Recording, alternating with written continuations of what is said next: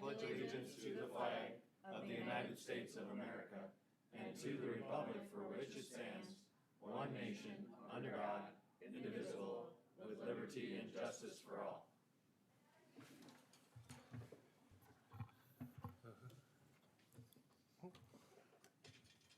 Consider a motion to approve the agenda.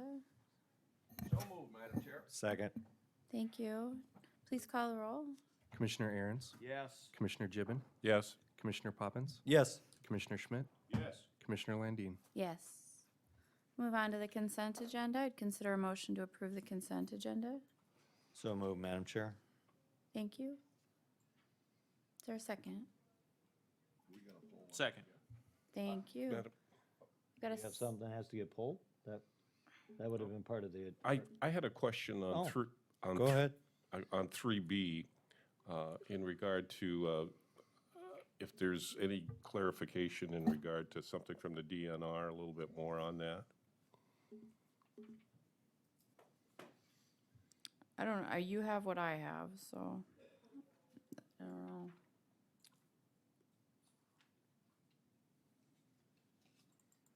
Well, I think one of the things was that there was stated in there that we approved for one confinement, and I think, if I'm not mistaken, there is provisions for two. And I just like some, along with Commissioner Gibbon, some clarification on how that happened.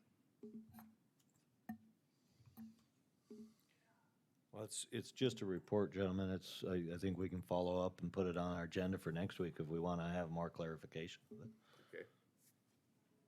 I go along with that. Yeah, I can Commissioner. too, Yep. let's Madam do that. Chair. I've got a motion and a second to approve the consent agenda. Can you call the roll, please? Commissioner Aaron's, Yes. Commissioner Gibbon, Yes. Commissioner Poppins. Yes. Commissioner Schmidt, Yes. Commissioner Landine. Yes. We'll go ahead with opportunity for public comment. Good morning. Good morning, Commissioners. State Senator Jim Bolin, District 16. I represent all of Union County and the majority of the geography of Lincoln County as well. Very briefly today, I just want to give you an update about legislative redistricting, which I know that a number of you have been interested in the past. We had our first committee meeting this last week, didn't have make a whole lot of substantive decisions, but again, I am back on the committee again, trying to look out for the interests of both Union and Lincoln County in this particular area. I know that the goal of the commission, again, I was on this committee 10 years ago, the goal of the commission 10 years ago was to have at least one district entirely within the confines of Lincoln County. Prior to 2011, Lincoln County had been divided up 4 ways, being in a minority position in all 4 districts that occupied the county. And so the desire of the commissioners was to have at least one district entirely within the confines of the county. We were able to accomplish that. And if that is your continued goal, sometime in the future, you probably would need to inform me of that so that I can carry that back to the committee in some form, in some fashion. We do have our state number. The official number for the state population of South Dakota is 886,667. You divide that by 35, you come up with a perfect, divided by 35, there's 35 legislative districts. A perfect district would be 25,333. Court decisions have allowed us a 5% deviation higher or lower. That means the lowest number could be 24,069, and the highest number would be 26,599. And we will get our official county, city, by the Census Bureau. They've said that they will give us our official county, city, township precinct data no later than August 16th. But that will compress our work quite a bit. Just a couple of dates to note. Tentatively scheduled October 13th, that's a Wednesday, at both 2 o'clock and 6 o'clock, there will be public input on, from commissioners and the general public as well, city council people, mayors, on what they think the map should look like. There'll be 2 sessions, one at 2 o'clock in the afternoon, one at 6 o'clock in the evening. Wednesday, October 13th, there's not been a venue established as of now. And then the final decision will be made by the entire legislature, as the Constitution says, on Monday and Tuesday, November 8th and 9th. By the South Dakota Constitution, we have to have this done no later than December 1st. If we don't, then it goes to the South Dakota Supreme Court that has to do it within 90 days. And that's all, that's a part of the Constitution as approved 40, 50 years ago. So again, the date for the Sioux Falls public hearing, October 13th at both 2 o'clock and 6 o'clock, and then the special session is on November 8th and 9th. And again, if you have any questions, don't hesitate to contact me. I'm glad to be back on the committee, and I do hope to look out again for the interests of the entire population, but especially Lincoln and Union counties. Any questions? Be happy to try to answer them. Jim, have they located those hearings for October 13th, and any, besides Sioux Falls, do they have a? Oh, there's a, specific- that's just one of it. There's, No, but I mean, are there specific location they're gonna have this at? Like, no, I don't know, we have not, we don't have a 'cause venue 10 years yet. ago, I think you were at the vocational school. Right. Yeah. I can't answer that. I'm not chair, but I'm just kind of bringing the information that I have. But I know that the LRC staff and others are working on securing a location. Thanks, John. Okay. Is your, Madam Chair? can Go I ask ahead. you? Is your committee a volunteer committee, or how many are on it, or how, are you appointed, selected, and? You get picked, in the Senate, there's 7 members, and you get picked by what's called the President Pro Tem, who is elected by the entire Senate. And in the House of Representatives, there's 8 members, and you get picked by the Speaker of the House. And the committee, as all committees of the legislature are balanced according to partisan makeup of the legislature. So how many are there on the committee? 15, 8 and 7. Okay. 8 and 7, 15 members. And we'll bring back a report to the legislature. We'll bring a recommendation to the legislature on what the map should look like, and then the legislature can vote it up or down. Weren't you involved 10 years ago? I as well? was, yeah, absolutely. Jim, you had a peek at where Lincoln County population is? I do not. You know, that's one thing I don't quite understand. That's a great question, Commissioner. I don't quite understand how they can have a state number without knowing what the Without county county numbers number, are. yeah. But one of our goals, I will say this too, one of the goals, and this was pretty much decided on last Tuesday, is that we are going to work diligently to keep most of our counties together. There are, we estimate, based off population estimates, you can get off you can just go on census.gov and get an estimated population. It's estimated that there are 7 counties in South Dakota that will be bigger than legislative districts. In other words, they'll be bigger than 25,000. And there is one that will be kind of right in the sweet spot, that's Lawrence County. And that means there's going to be 58 counties which will be below a legislative district. And from my experience 10 years ago, I can tell you that auditors in the counties that don't have to be broken, they're going to want to be whole. They're going to want to be whole. For instance, Turner County is going to want to be whole. Clay County is going to want to be whole. Hutchinson, I could name off the whole gamut of them. The only 7 that have to be broken that are too big are Minnehaha, Pennington, Lincoln, Brown, Brookings, Coddington, and Meade. Those are the only 7 that are going to be bigger than a legislative district. So stay in touch if you have questions, and we look forward to getting your input. Thank you so much. Thank you. Thank you. Anybody else want to speak during public comment? If not, we'll move on to the commissioner reports if there are any. Does anybody have anything today? All right, we'll move on to regular business. Item 1, Sherry.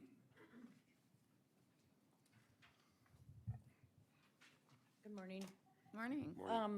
Per your request, I brought in Dustin from No Ink to discuss the pole pads more, and on the phone, we also have Brad, who is,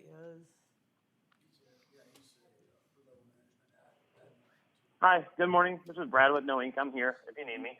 Good morning. Can you go ahead and just state your name and address? And I'm Dustin Van Balen. I'm from Pierce, South Dakota. all right, Dustin.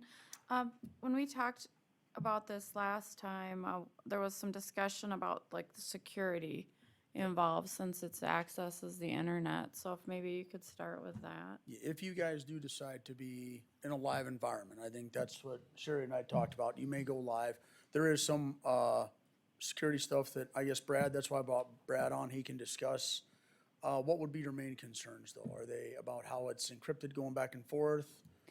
Well- And how they're, I mean, there's protection on both sides. You can put passwords on the devices and stuff like that.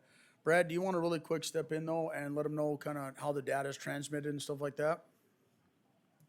Yeah, I can do that. Again, my name is Brad Brockmeyer. I am the West Coast Regional Manager, so thank you for having me today. Quick NoInk security. We are 100% developed in the United States by background checked individuals. We use the highest level of off-the-shelf encryption and security tools. So we use a billion-dollar company called Apple and Amazon to do most of our security.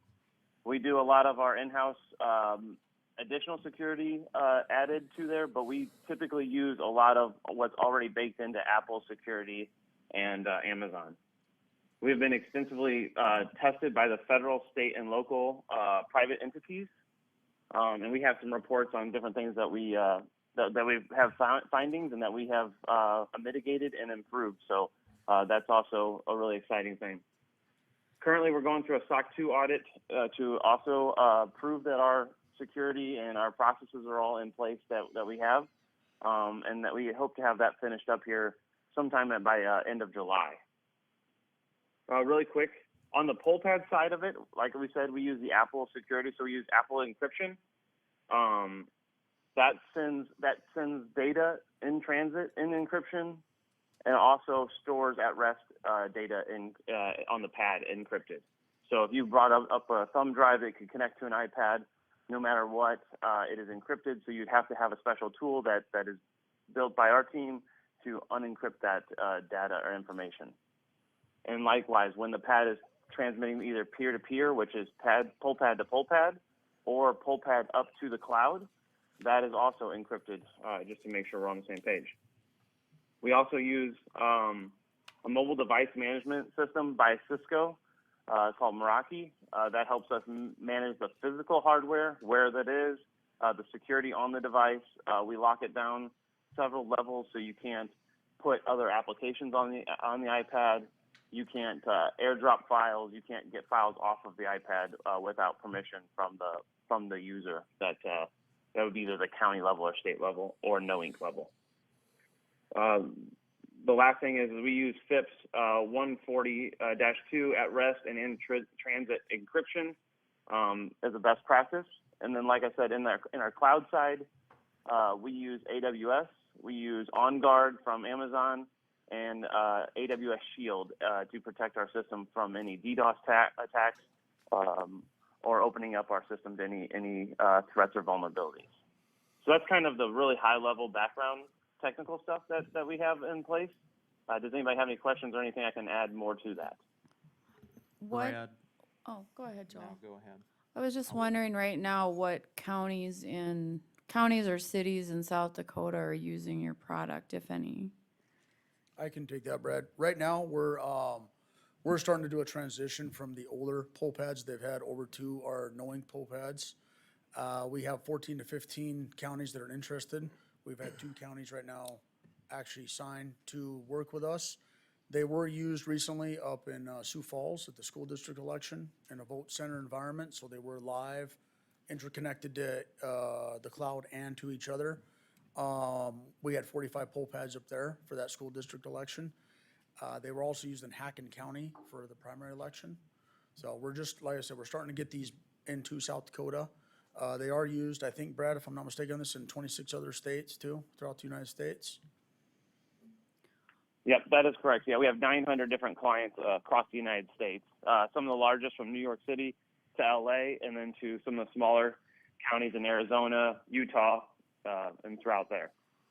What issues have you had, if any, with the product? Any hiccups in any of the elections? I mean, I can attest for the one in Sioux Falls. If you spoke with Bev or if you spoke with the poll workers, there was no, I mean, I actually was the on-site support for that election, and we I literally got bored driving around to the place. There was no really big issues. I mean, printer ran out of paper. If you do the proper training, put the proper procedures in place, they're basically just a flawless technology for these people to use, so. And does No Ink or do you folks handle all of that training for staff? I would handle that. I would help. It's basically a train the trainer. So I would usually come in for probably your first 2 elections, work with Sherry on training your poll workers so that they could actually mimic what I would be doing for the training, and then they can probably take it from there. So there'd be basically called a train the trainer. But I would also have the poll workers there. We would do a poll worker training so that she could see how that would be done. And then I would also help with setting them up for the first time, showing her I would be on site for the first time, first or second, probably I would say 1 to 2 elections. Then after that, they usually say, get out of here, we don't need you anymore, which is what we want. And then there is an call-in support through No Ink, which again is tremendous too. If you call the number and hang the phone up, they actually do call you back. And so they're always there too. During the election, they will have people there if there's any problems. In a live environment, it's really nice too, because they can get to and help you with those poll pads if they need to, so. Sure. Anybody have any questions? Brad, Joel Aaron's here. You had mentioned that there were some state entities that you were certified by. Are any of those state entities in South Dakota, and if so, what's the name of that entity? I don't believe anything in South Dakota has certified us. The state of California has certified us through a testing company called ProV&V. They are a testing lab for election equipment. We are also tested by CISA, and FireEye is the private entity. We're also certified in several other states: Ohio, Indiana, Tennessee, and Alabama, in New York State. Sorry. Now, there may have been no issues in South Dakota. How many jurisdictions in South Dakota use No Ink product? Right now, actually, the Total Vote product that actually is being used is now is part of a No Ink product. We actually did, we obtained B-Pro, and we actually now Total Vote is now part of our repertoire. So this is kind of the natural progression. These poll pads are part of that, and they're not part of the B-Pro, but they are No Ink solution for poll pad. And now you have that we're helping with the Total Vote solution too, which every county in the state uses, so. And there were some problems with B-Pro poll pads in the last election, wasn't Yeah, I there? cannot attest to what the problems exactly were, but from what I do know, yes, there was not a local file on the poll pads from what I had heard, and they lost internet connection. And these poll pads, like ours, the number one thing is they do have a localized database on them, so. Yeah, and I think the B-Pro poll pad issue affected 8 different counties in the last election.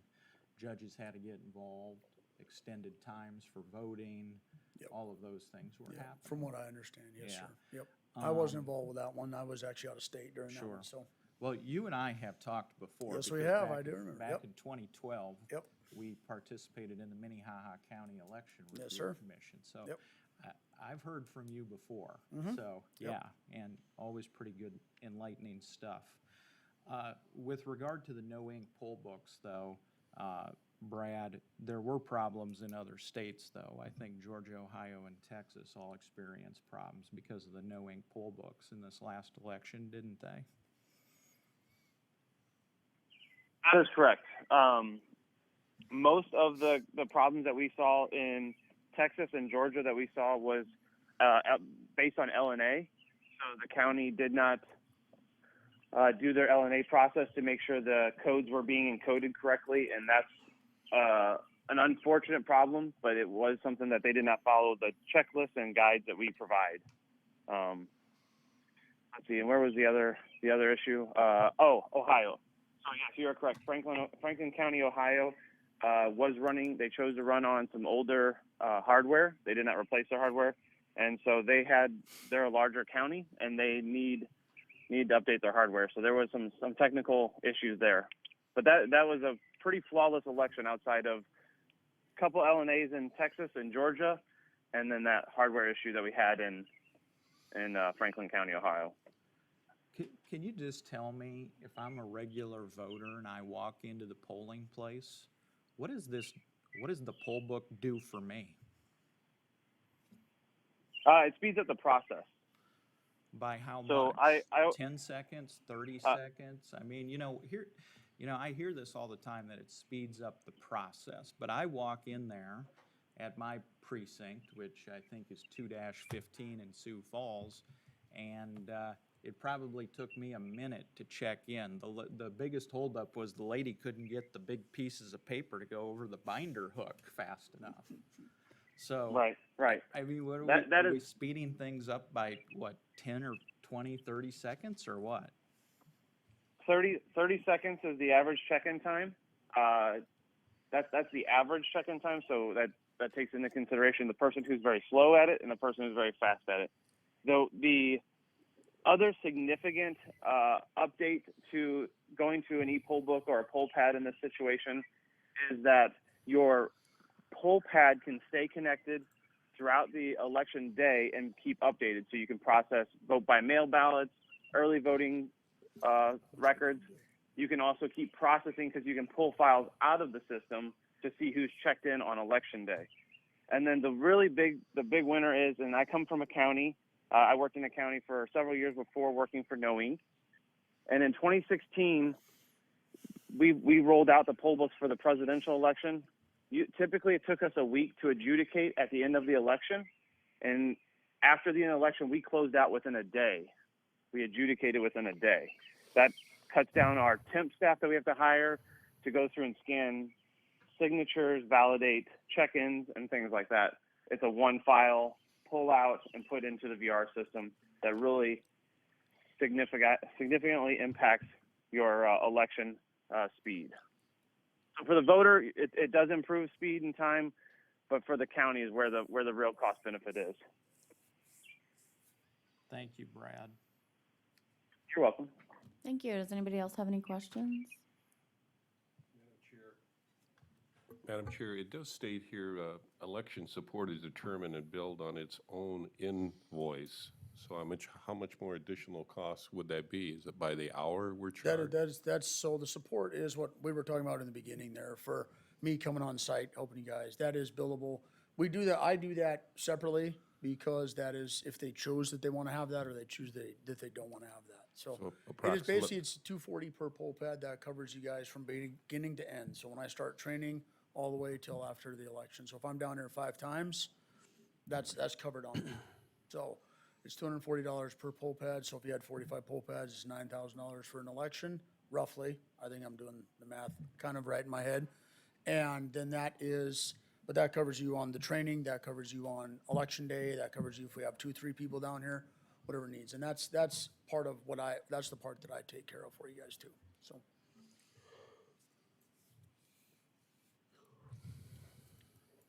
Any other questions?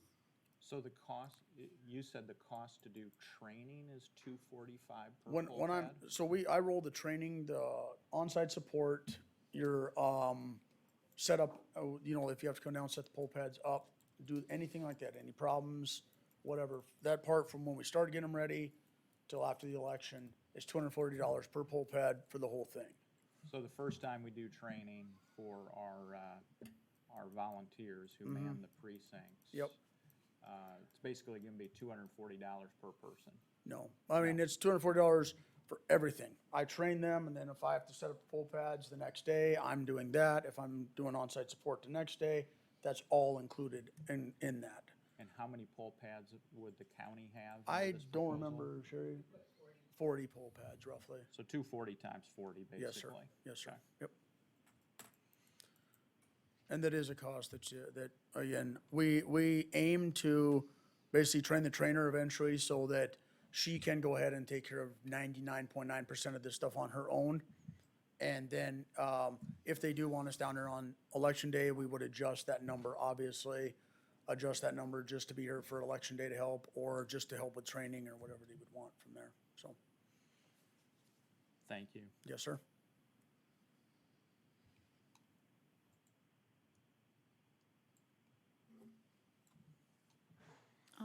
I have a question for Sherry. Sherry, have you run any numbers to see if this would be a cost savings in the long run for the county?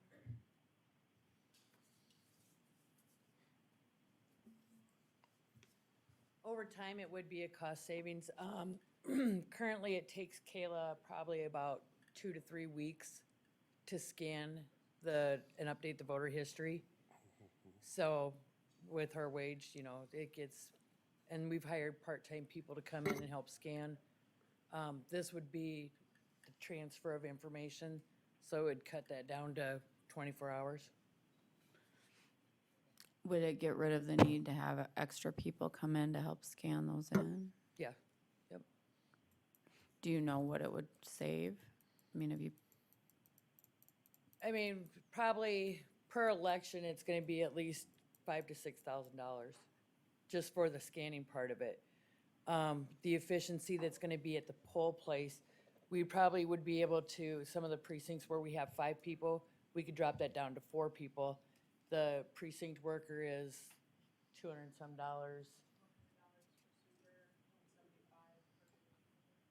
$175 per election per polling place that would need the 5 people.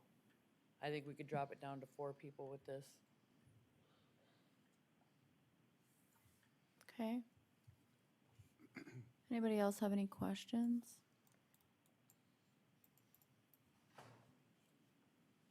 What are the thoughts of the board? Do we want to vote on this today?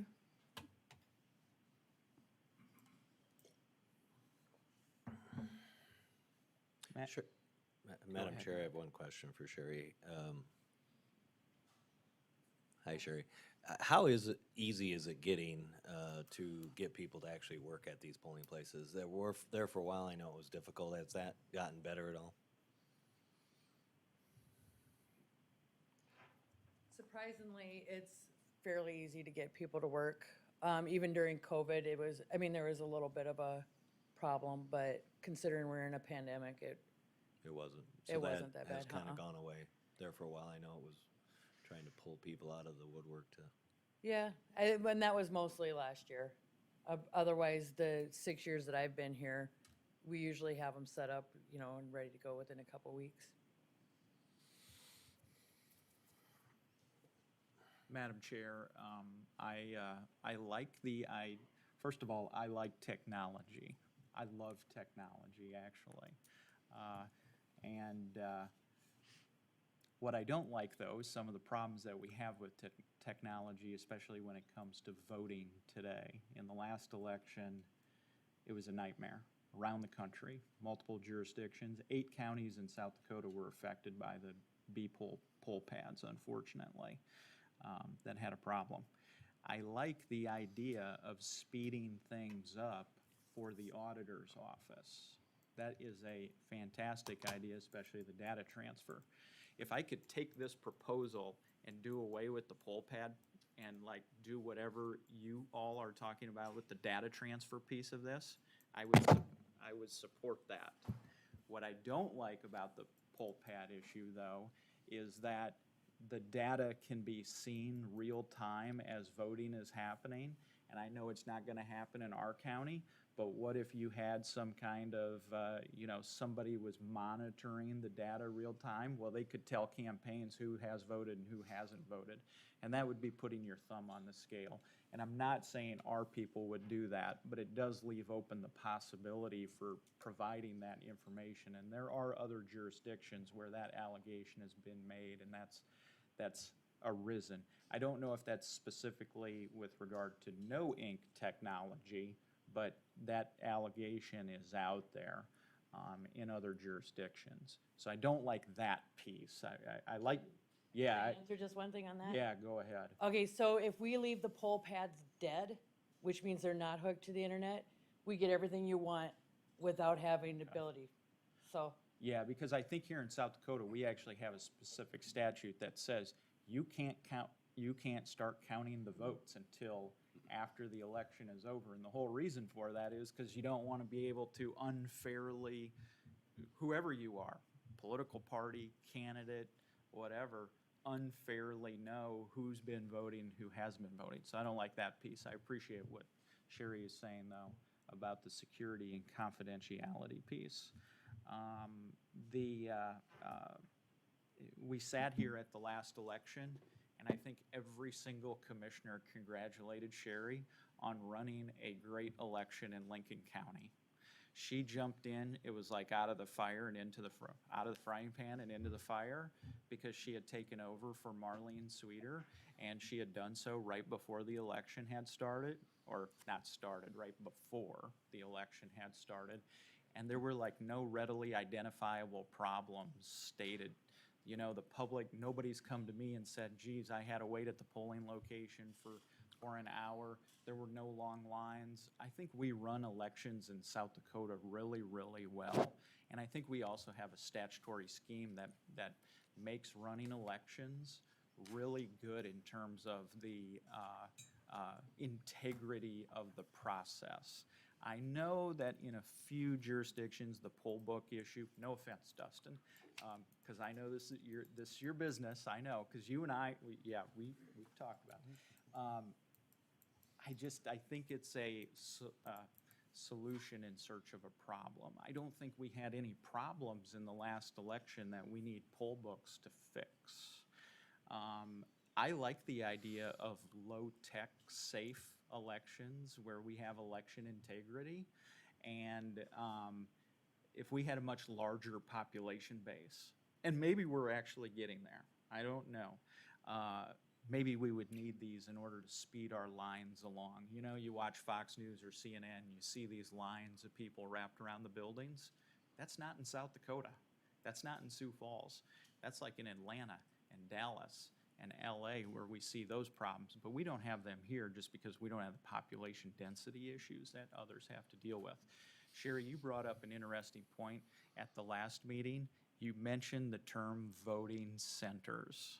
Maybe, and this has to be articulated, I don't know about voting centers, but people have brought the issue to me of, well, geez, if I'm working up in Sioux Falls, why can't I just go vote in a different precinct?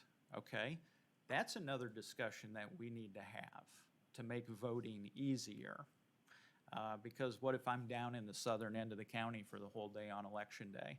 Well, why can't I just walk into any voting center and vote? Or, excuse me, any precinct and vote, and then my vote would be counted in the precinct that I live in, but it would be cast in the county or in the precinct that I was physically present in. That's another discussion. And this technology may help enable that. I don't know. But if this technology will enable that, let's also combine that with the fuller, broader discussion of what a voting center looks like, what that concept would look like for Lincoln County. I think in the northern end of the county especially, we have a very highly mobile population. Hey, why can't I vote on the west side of town versus the east side, et cetera, et cetera. So I think that's a discussion worth having. Today, I'm not ready to say I'm for this, but it's going to take me a little more to get me there, given the problems that they experienced in Georgia, Texas, Arizona, or Georgia, Texas, and Ohio, as well as the 8 counties here in South Dakota last year. But can we get there? Yes. Do we need more discussion about this? Do we need to make voting easier for people? And not safer, but more secure, because that's what we want. You know, we want elections that are secure and people can have trust and confidence in. So whatever we can do to make that happen, we need to do that. So today I'm a no, but you may be able to get me there in the future.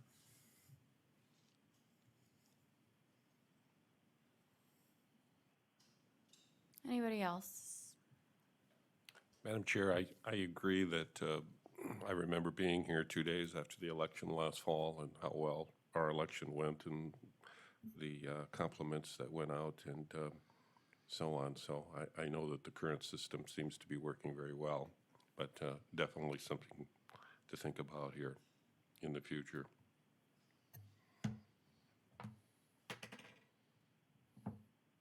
I'm quiet. You're never quiet, Jim. What do you Well, all I'm gonna say is, we got we've had very good success. We've had high degree of credibility, but when you look at the future, Jim was just here and didn't give us the numbers, but I think we got to anticipate what we're going to be voting like when we're 65, 70, or 75,000 people, and make preparations now to accommodate that.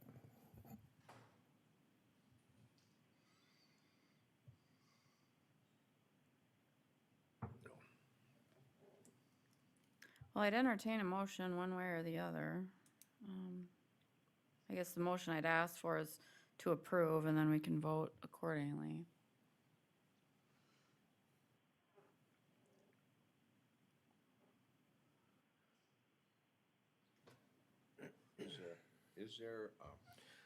Is there amongst the commission, is there a belief that if we were to, Commissioner Aaron said he was not ready at this time, well, what kind of time, Commissioner, are you thinking till you would be comfortable one way or the other? Thank you for that question, Commissioner. It's not an issue of like 30 or 60 days. It's not a time element per se. It's an institutional change element. And that is, are we going to have a discussion about poll centers? Because this is the gateway technology that allows that. So that's a discussion that needs to be had. So that plan would need to be flushed out. But also, at this point in time, there's just too many problems with this technology in too many states. And also, we're already voting. The last election that we had here in Lincoln County, we already had 65 or 70,000 people voting in it, and we did fantastic.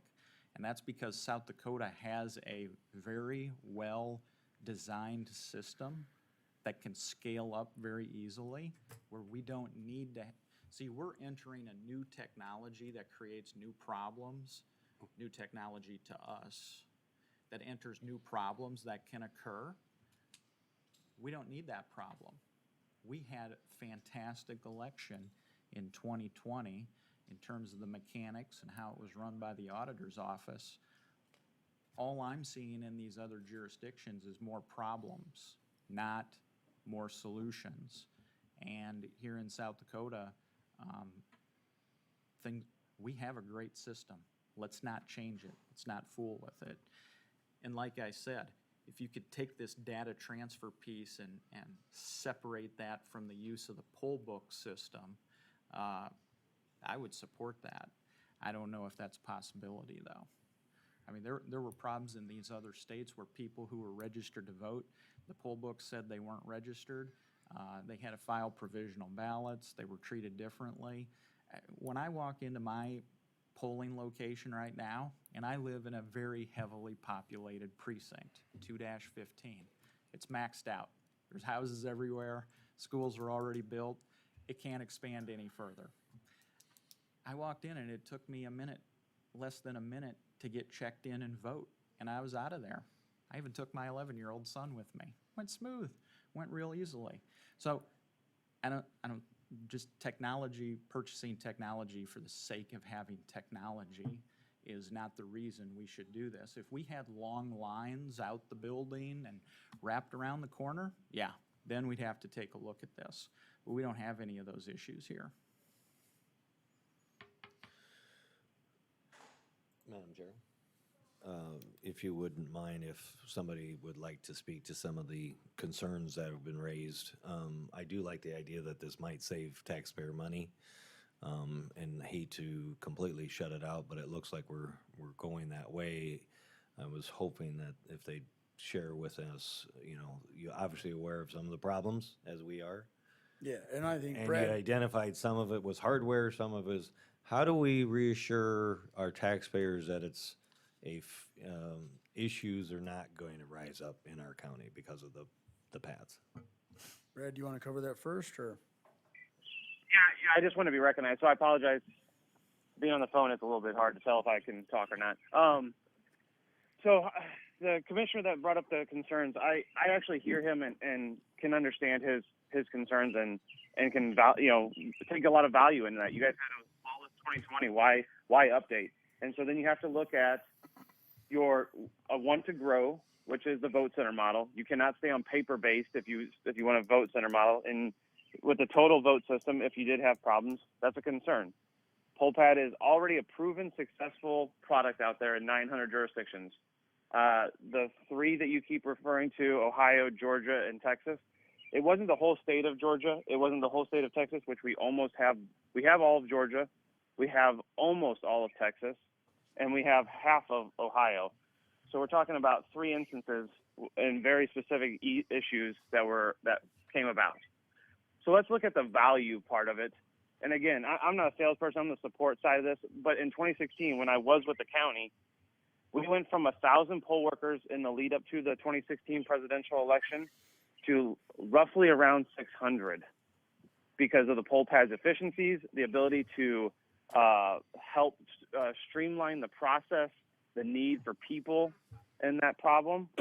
So that saves us a large amount of money right off the bat. 40% in our payroll alone for election day. And then again, you brought up a great point. If you guys go to Vote Center, maybe this becomes a product that you guys are interested in. Again, that is an awesome idea. Maybe explore that conversation wholeheartedly, and then come back to the table when you want to do Vote Center model, because that is a holistic change across your voting system. You'll have to make sure you have the ballots at all of your vote centers, and I don't know what voting machines you guys use. But I really do think that you guys brought up some great points. But again, PollPad is a solution to a problem that's out there.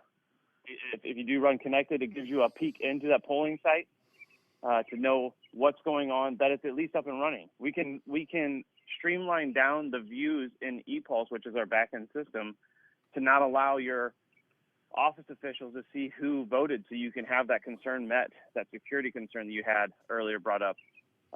We can streamline it down just to show polling locations, what poll pads are on, what are connected. And then, like I think Sherry said earlier, I apologize, she said that we can run them not connected, and then no one has an idea of what people have checked in. Again, that's the versatility of the poll pad, and that is the unique problem that we can solve.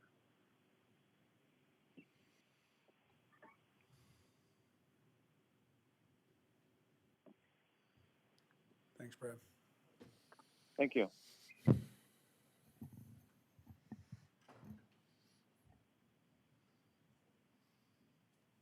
Madam Chair, I would Commissioner? like one last time to have Sherry express her feelings toward this as she runs our elections. You've heard a lot of arguments, both sides of this. Just kind of seeing if your decision has been changed at all as to whether or not you think this is a route that we should go toward our elections. Well, with hearing all the concerns from Joel and everybody else, I still think that it's a route we could go. If we do eventually talk into vote centers, we're definitely gonna need it. Do we wanna have the technology now so that we're used to it before we move into that? Maybe. That way we're familiar with them before we get to that point. And our vote center is gonna happen in the next couple of years, I don't know, it's, I think it's a good idea. Okay, so you're still recommending at this point to proceed with the pads? Yeah, what I would do though is I think I would, to take the worry or the internet security, I'd run them dead without the internet connection.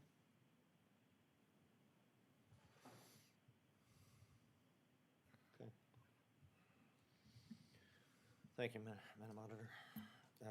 Madam Chair, if you're ready for a motion, I will, to get this off the table, provide a motion to approve the purchase of the pads.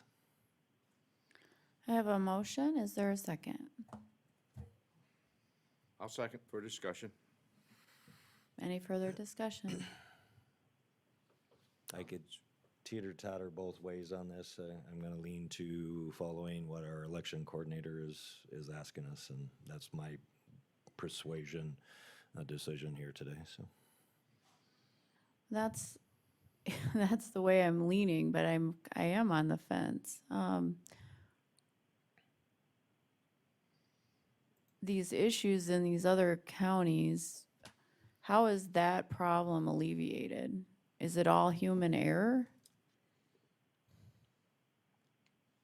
So in Franklin County, Ohio, is the only one that wasn't human error in the totality of the system. So they load their pads at such an early date because they're such a large county that it's a technology problem that they had to solve. And we've just recently solved that for them. They've had two smaller elections to test out the new solution with the newer hardware, new iPads, and they are running a pilot program for connectivity as well in Ohio. So that one, the other two was LNA processes. They did not go through the proper LNA process. Just like with voting machines, you need to run a small LNA process checklist. And in Spalding County, Georgia, that I think you're referencing, they did not run that LNA process. And so that brought up a large amount of concern and actually issues on election day. And then same thing with Texas. I'm not as familiar, but I know they had some ballot codes that they were concerned about and that weren't pulling up the right ballot code because they did not do their LNA process. And I guess, I don't know what LNA process, I don't know what that Oh, is, but. I'm sorry. Logic and accuracy, just to make sure the machines do what they're supposed to. So in Georgia, they encode a card from the poll pad that goes into their voting machine and then works with Dominion and encodes the Dominion machine.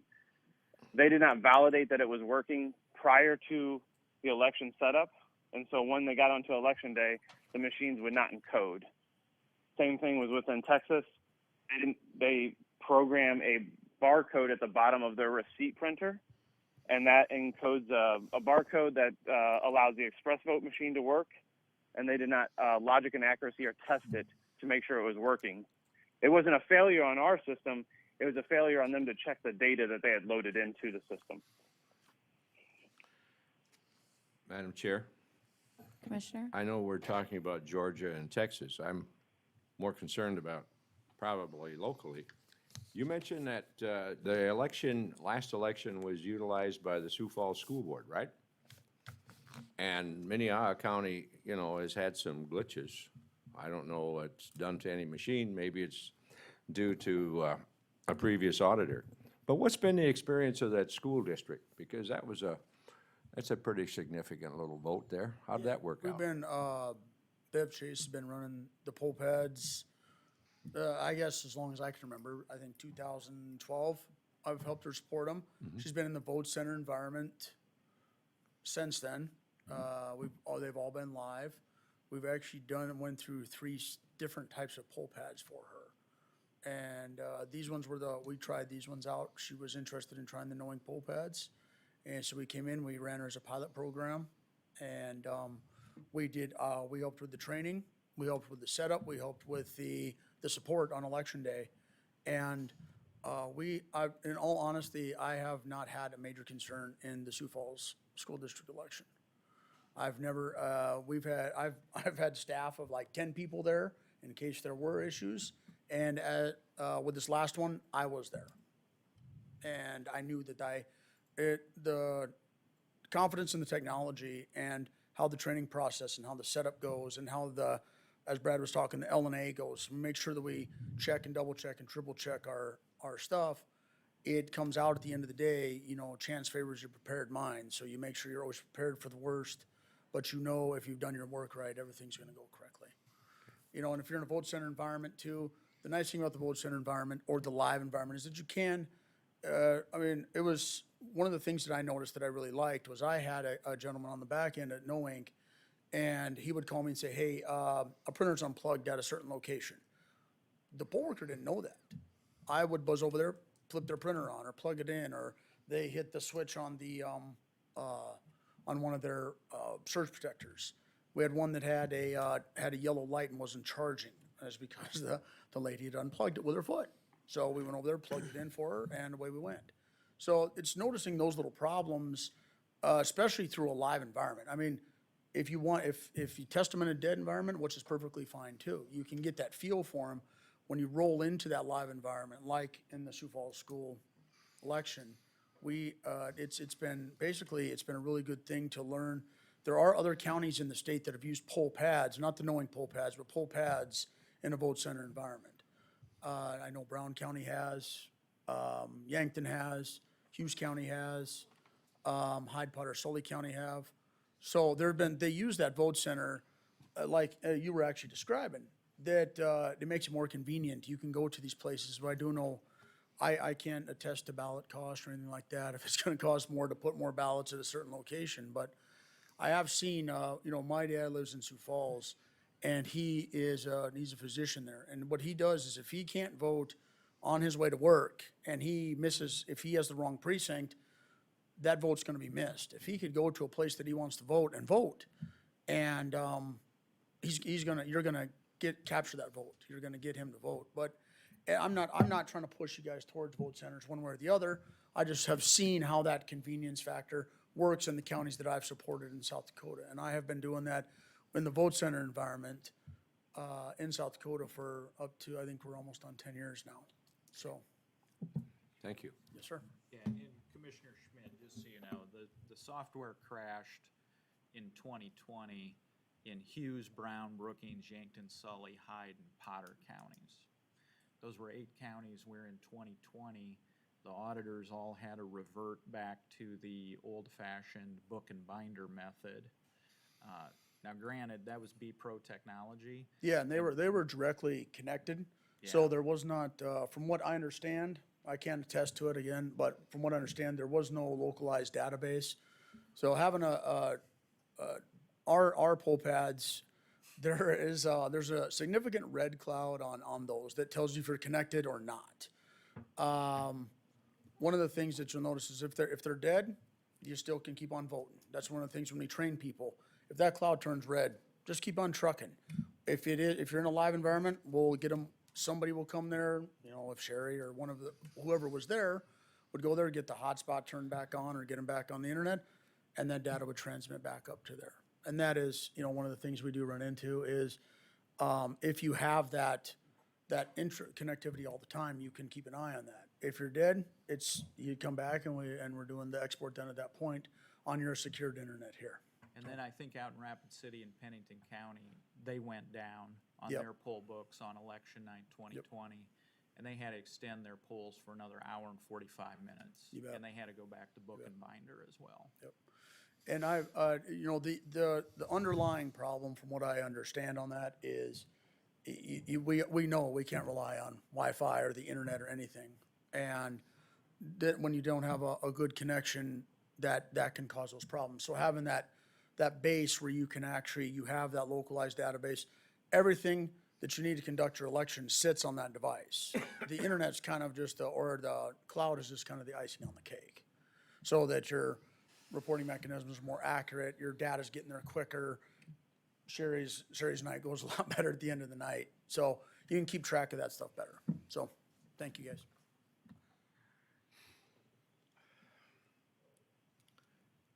Madam Chair, you sit here and you listen to concerns that Commissioner Aaron's has brought up.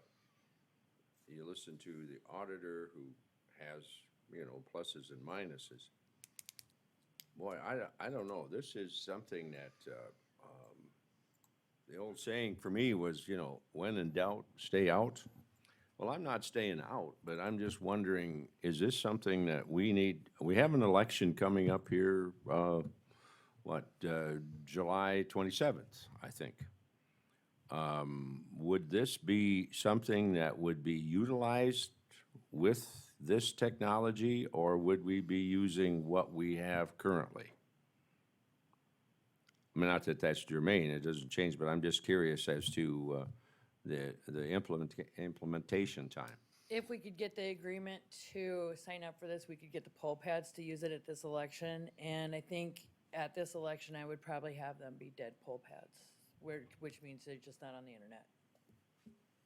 That would give us a feel for them. Although we would already be signed into the contract, we'd be getting them for the next primary, but they do have the poll pads that we would have available for this election. I'm wondering if No Inc. is willing to do a trial run with Lincoln County for May 27th without a contractual agreement, provide the technology, and let everybody get hands-on as part of a trial run. Well, yeah, I'm not trying to put you on the spot. I'm No, just and I'd musing have out to loud. discuss that Well, with I am powers that putting you be. on the spot Yeah, anyway, but I'd have to yeah. discuss that with the powers that be, but they, Bev's, like I said, was a pilot up there for the school district. So I can, take this back to the people and see what they want to do, if they'd want to do a pilot type program with you guys for that. Cause again, if we were in a dead environment, it would be a lot more work here, a lot less of the, having to worry about synchronization and stuff like that. Or if you want to try them in a live environment, you sure can. Well, we'll have to see. My Commis- understanding is the same with regard to Bev Chase, is that was a pilot program as well. Commissioner, you were reading my mind, because I was gonna ask that question, because when you buy something, I think Commissioner Gibbons and I collaborate on this. If you're gonna go out and buy yourself a new tractor or something, you usually get about time to test it out, to see whether it fits your expectations and all this other kind of stuff. So I would encourage you to offer to Lincoln County that trial run to see whether this really does perform to our expectations or to our auditor's expectations. And you have kind of a convenient thing to go here, because this is an election to overturn our zoning amendment that we did. So it isn't a complicated an election. It's just a yay or nay, so to speak. So I think that's a golden opportunity for you to demonstrate I think the commissioners and to our auditor, that this is a good system and one that we should invest in. I'll discuss it with them, let you guys know, or let Sherry know. So with that, then, Go ahead, Brad. I'm sorry. Can I? Okay, thank you. The pilot, would that be a full 40 pad pilot, or would that be just a single polling location pilot that you'd want to run? Just for information. It'd be the full 40, I think, Brad, that's what it would be. Okay. I just wanted to get that note down, Dustin, so we could get that squared away when we went to Kevin. So, okay. Commissioners, and again, I'm relying on our auditor who runs the elections to making decisions, but I have all the same concerns. If they would agree to the trial run, if it does go flawless, would we be willing to then enter into a contract to purchase it, so they'd have an incentive to actually do this trial run with us?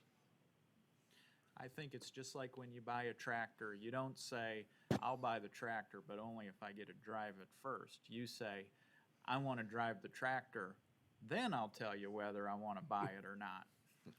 That might work on tractors. I had no idea how to work on these pads. Well, I can speak to that. We've done $0 leases basically as a pilot program. Some states require them and things like that, so we can definitely work with that. Dustin will take that back to our team and see if we can get that accomplished in that time frame. Well, that would I don't see be a an problem with excellent this. option for us. Yeah, I would like to prove it to you guys that it is a working system. I know we've had some concerns about other states, but it is a great system. I wouldn't stamp my name behind it, and I wouldn't have come from a county to this. So I'm excited to win your guys' business in this way if we can. With that, Madam Chair, instead of voting yea or nay on this, I'd actually move to table. thank you. Is there a second? Second.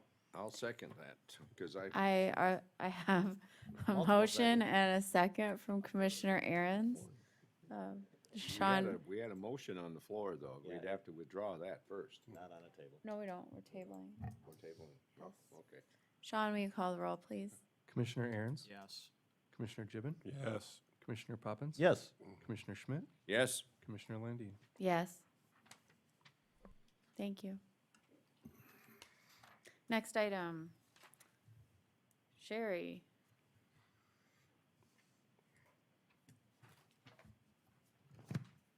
So, we have talked with Jesse about scheduling a bus tour of the county. Jesse's here to speak on it. He was thinking August 10th. It would be directly after the commission meeting, and then I'll let him take it from there. Good morning. Good morning, Chair. Good morning, Commission. Jesse Frankert, 610 Partee Drive, Hartford, South Dakota, Executive Director of the Sioux Metro Growth Alliance. We've had this county tour in the northern part of our area for quite a few years, and it seems to have been a successful venture there. We want to, in turn, start this tour here in Lincoln County. And the point of the tour is to bring you around to the communities in Lincoln County and show you some of the development there, from agriculture to industrial development to some of the residential and commercial development happening there. And also, along the way, maybe look at areas that might be of concern to you. So what we do in the other county, we get the bus, we wait for the commission meeting to adjourn, and then Ree gets on the bus, you reconvene, and then we go around the county for about 4 to 5 hours. Thoughts?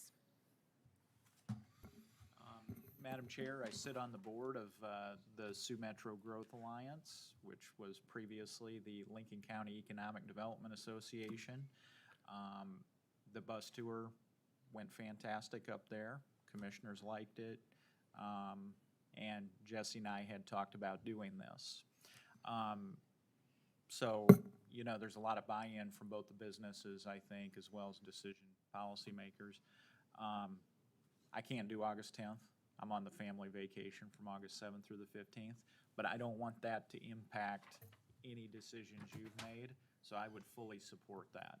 And I'm in the same boat. I'm not around on August 10th, at least not that according to my schedule right now.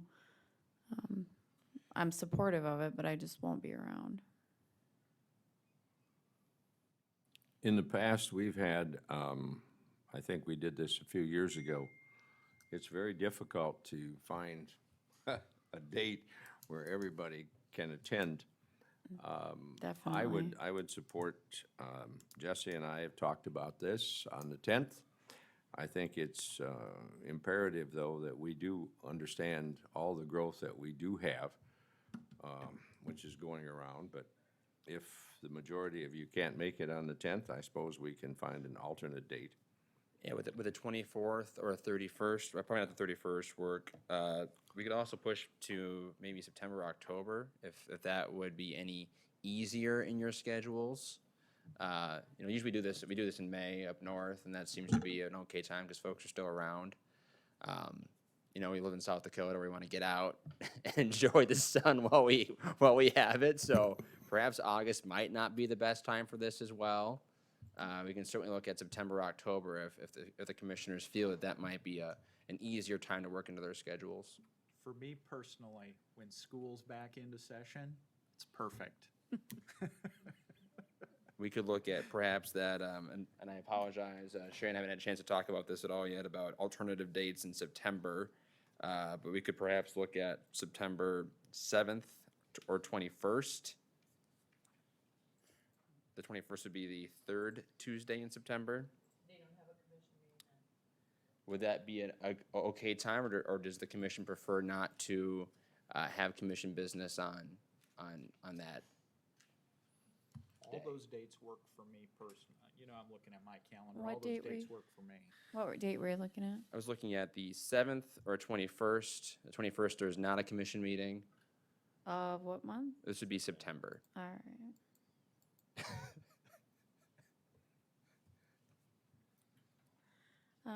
The 7th's the day after Labor Day, correct? That would be correct.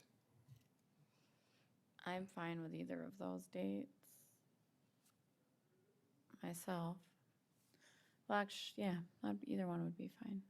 Maybe the 21st, then we can go with that since there's not a commission meeting that day. And we can just kind of smooth through the tour and maybe make it a little bit shorter at the end versus going all the way to the end or to end of the day. You're just gonna have to pick a date. Okay, 21st it is, September 21st, mark your calendars. Details will be forthcoming. We will have, lunch will be provided by one of the businesses that we go to visit. And if you have any ideas or things that you think the commission would like to see, please feel free to reach out to me. We want to make sure that this tour of the county that we hope to do annually is well worth your time and staff's time as well, because we do invite the department heads to come with us. and anybody else you feel would be beneficial to be on that tour. We also invite some of our board members and community members too. And the idea of this tour is to get you out in the communities and talking to the people and seeing what's happening in this great county. Yeah, besides your department heads and your county officials, I'd like to see the elected officials as well Okay, moving on. that are representing the county. Sure. And Jesse, I think it's also important for some of the other leadership in Sioux Metro Growth Yeah. Alliance, so that the other commissioners and department heads here in the county could meet them. 'Cause I think Absolutely. they really don't have opportunities for that kind of interaction. Absolutely. It'd be fantastic. What time would you want to start? I would say probably 9 a.m. And we can figure out a starting location soon. You know, in Minnehaha County, it's easy because everybody's parked at the county commission building and we just hop on the bus afterwards. But we can either meet, maybe, we'll talk more about that and get details forthcoming. For the record, Jesse, that's also Peace Day. Perfect. There you go. Gosh, you know, my So my newest employee is a Nobel Peace Prize scholar from Oslo, so we can talk about peace. Madam Chair, Yes, so the 21st, we do not have a commission meeting then? that's correct. That's correct. Okay. We will be. Now you kind of do. Unless Sherry tells us we need to. Is that gonna work? Yes. Okay, perfect. Will it work? Budget? It'll work? Okay. All right, well, thank you, Commission. Appreciate your time, and thank you for all you do for our Thank you. region. Thank you, Jesse. All right, we've got some first readings. Item 3, who wants to handle that one? Mr. Golden, your name is on the agenda.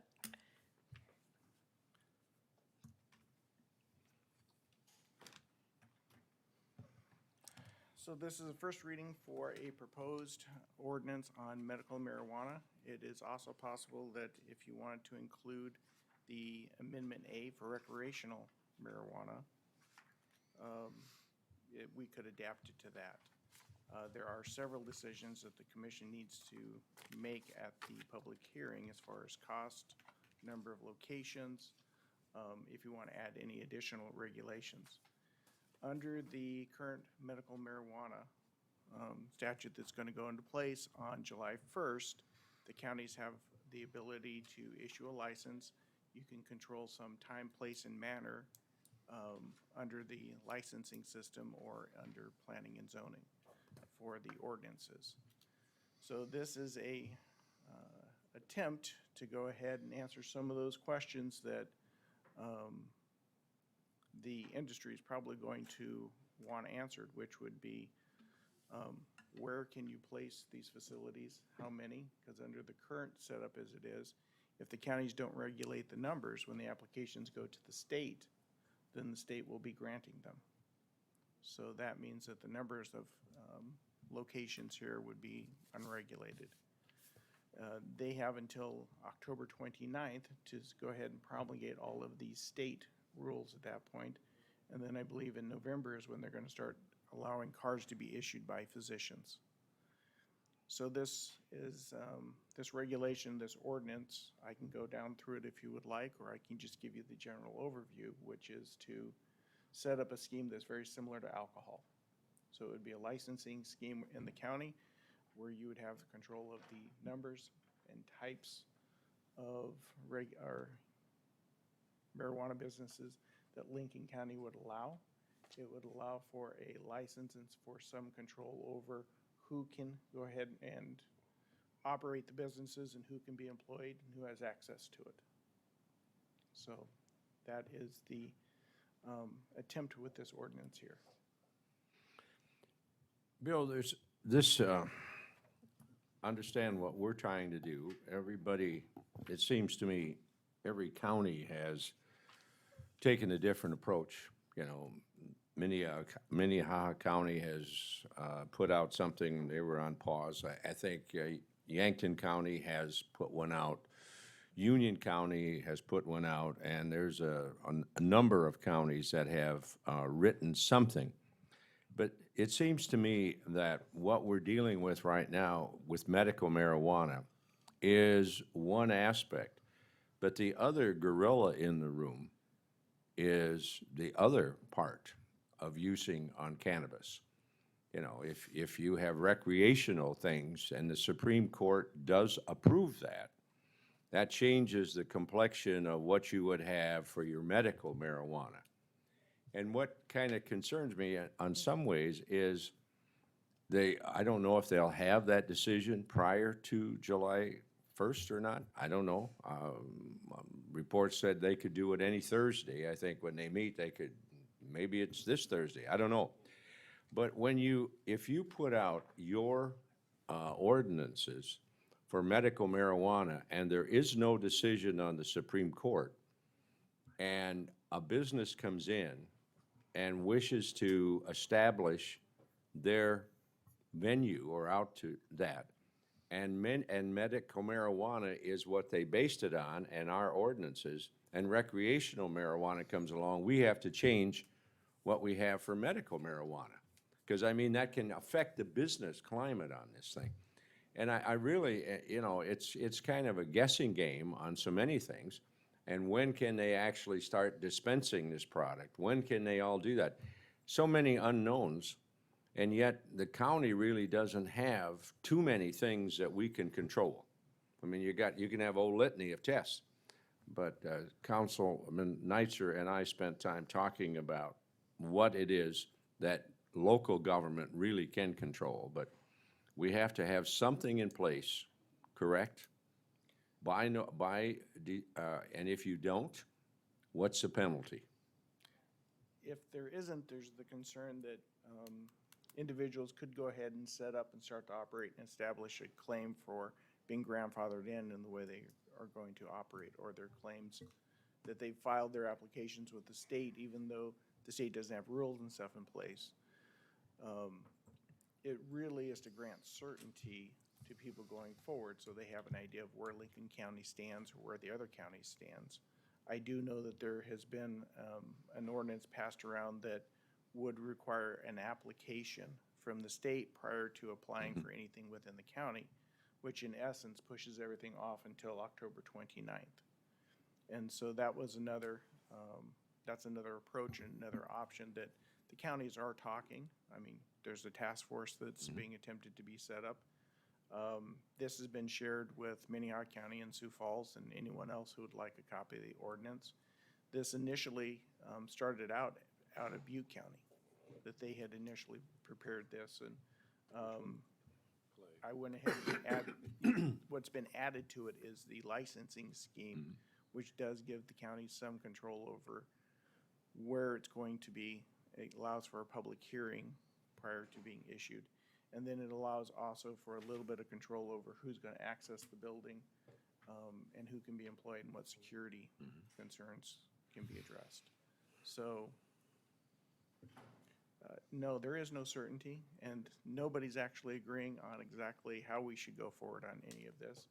I had heard from a few of the board members who, and this is the reason it's coming forward, is this would be a proposed licensing scheme and something the county could do to address those concerns.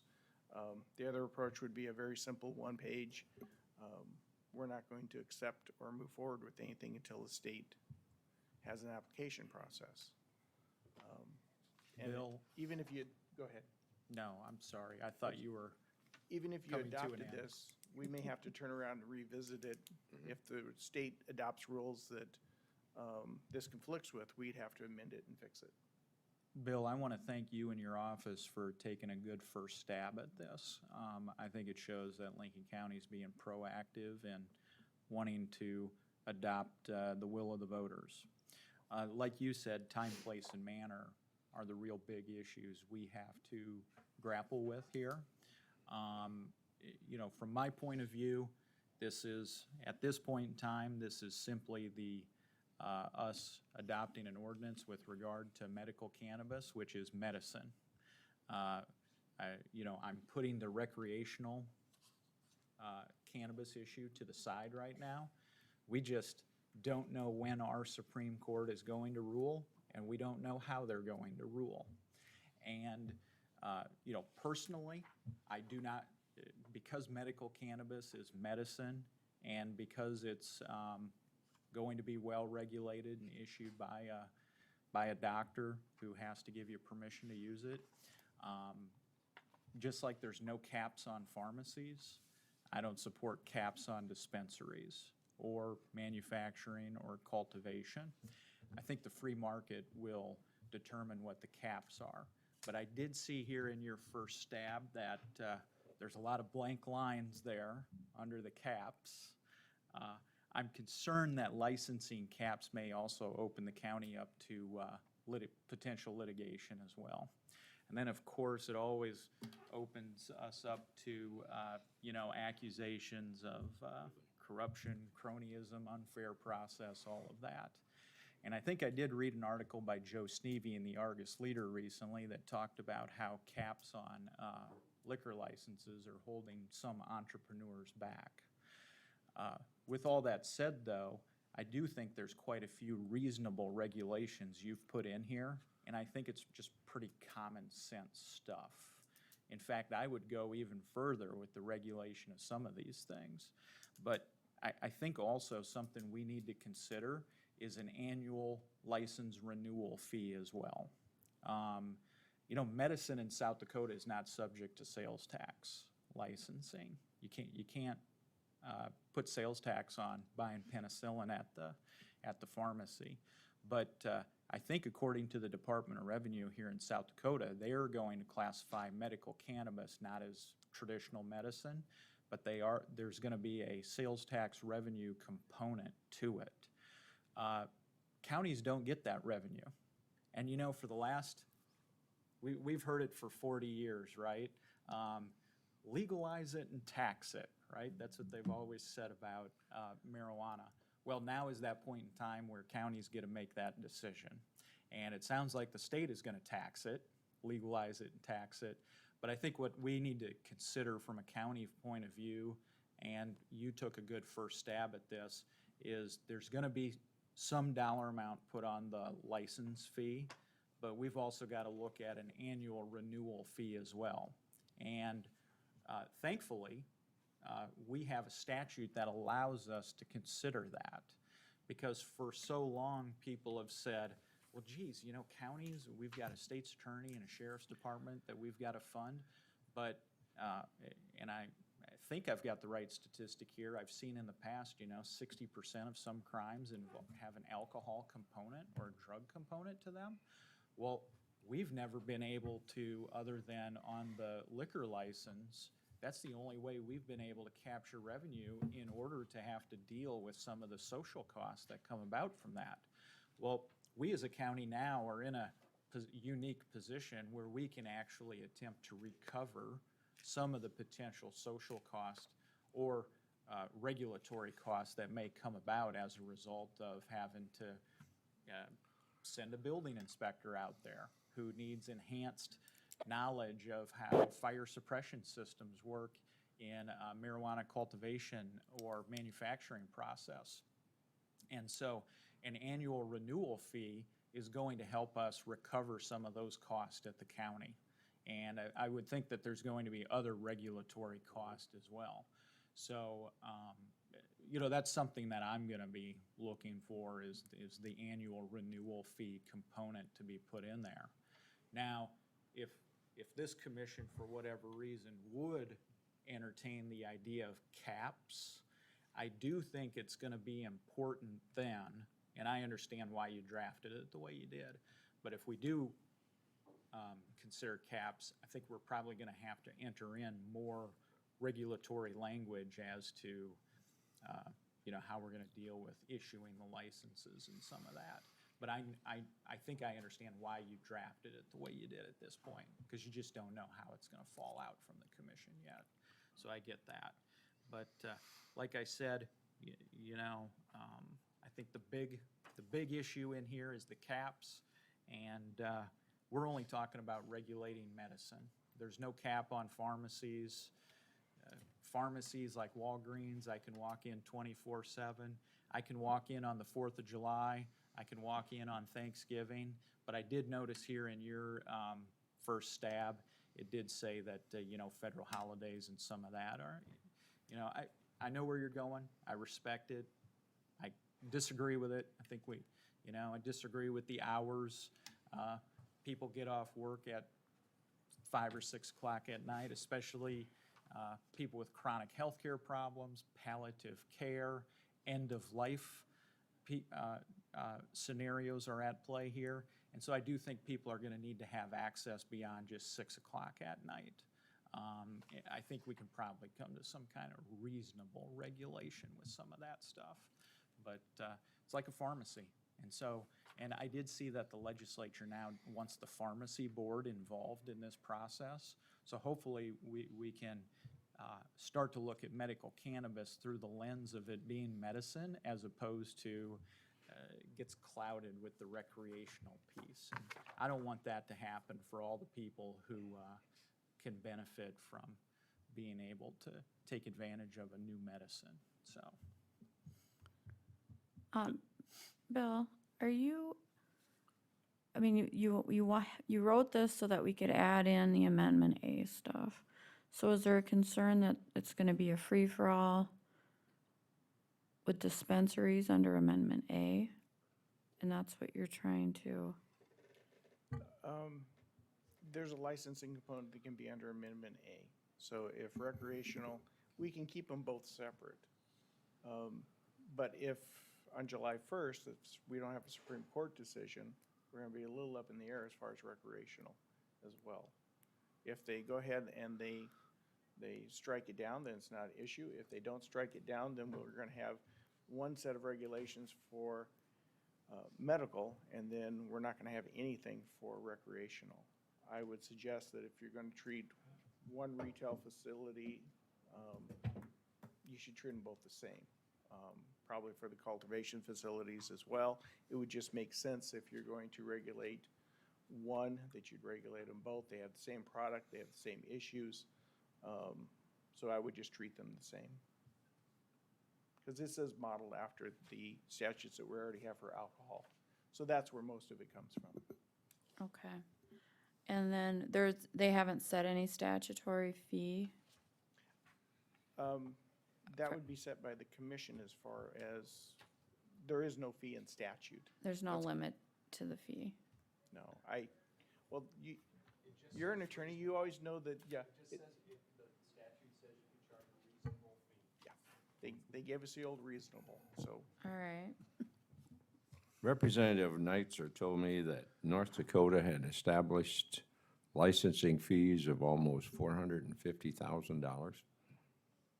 Is there any, all I remember is that was a pretty substantial amount of money to get, because this is going to be it's going to be a huge revenue source. There's a lot of unintended consequences here with who is going to be the suppliers, who's going to be put the money up for the front money to get these things established. Where is that going to come from? Will commercial or state banks want to participate in that, or will that come from other funding sources? I've got some friends in Colorado who are commissioners there and have great concerns that there's syndicate money that is in back of some of these things, but they have no way of proving that. So there's certainly a lot of issues underlying the surface of just the dispensing of this particular product. One of the things that addresses it in the licensing scheme is that in order to hold the license, a person has to have good moral character. And so that gives the commission the ability, if you suspect, or if we'd have to have proof and go through an administrative process. But it would give you a way to remove a license if you had a bad actor. You'd have to have good grounds. They are laid out in there, which would be not following the regulations, multiple violations, criminal violations, not following the Department of Health's regulations. So it would give the county a way to weed out bad actors if we did come to it. An example would be repeated selling to minors, or not protecting it, knowing where their inventory is, so that it's getting out without appropriate safeguards. Those are all things, at least with a licensing scheme, you do have some control over it. What are the thoughts on adding the Amendment A to this. I can bring a clause which would just say that if it's passed, that Amendment A would be subject to the same controls and restrictions in this, that you can look at the second reading. I mean, and obviously we can amend it after things come down, Yes. from the Supreme Court. Yeah, and Madam Chair, I think, I look at the medical cannabis issue a little bit differently than recreational, just because I view it through the lens of being medicine and distributing it simply on the, or not simply, but on the basis of what a doctor says. I agree that for simplicity's sake, it would be nice to have a nice, simple ordinance that applies to everything. But I think there's a different set of challenges and opportunities that come with recreational cannabis as opposed to medical. Just because you have to get a doctor, a licensed doctor in good standing has to give you a prescription. And I may view the procedures for wanting to be able to access medicine differently than what I would view recreational marijuana. I agree with you on that. That's just an initial thought. Yeah, I agree with you on that. The only question, I mean, I would like to see them separated, but right now, we need to get something in place before July 1st if we're gonna do something. So, is that, I could do a separate set for recreational if you'd. do we have time to get that done before July 1st? I don't know if we have enough notice time. No. Well, I don't think there's enough notice time, Madam Chair. That's the tough one, right? Yeah. The calendar is what the calendar is. Can we take any comfort, though, in hoping or wishing or thinking that the Supreme Court is nowhere near issuing a decision at this point in time? That's why I'm wondering if we just add Amendment A for now, and then we can split it out and have two separate ordinances. I can bring an addendum or an amendment to the ordinance that would have a separate section that would make it apply to recreational marijuana if it's legal, or their decision, and then we can work on a separate set that we could split off later. Yeah, I just, even if we added a clause or something in there that stated the commission will hold another hearing on it, or, another process. So it sends a very strong signal to the public and fellow lawmakers and the industry that what you see for medical cannabis may not be what you see for recreational.